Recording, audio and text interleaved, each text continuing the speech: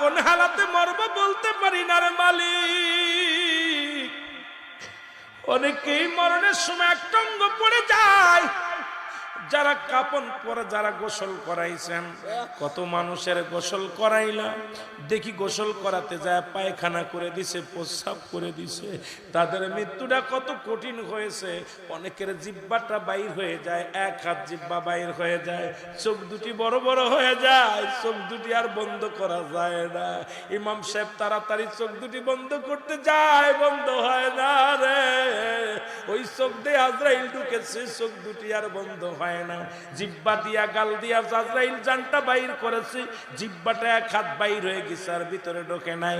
এরা মুসলমান, সহজ মৃত্যু যদি এত কঠিন হয়,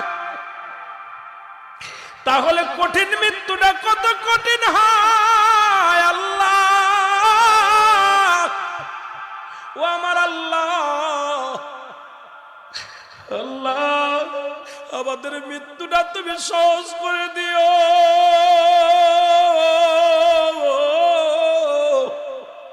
যেদিন মালাকুল মউত আসবে রে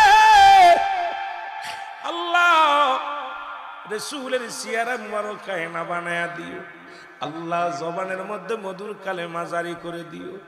আল্লাহ ওই মৃত্যু যন্ত্রণা সব চাইতে সহজ করে দিও গো আল্লাহ।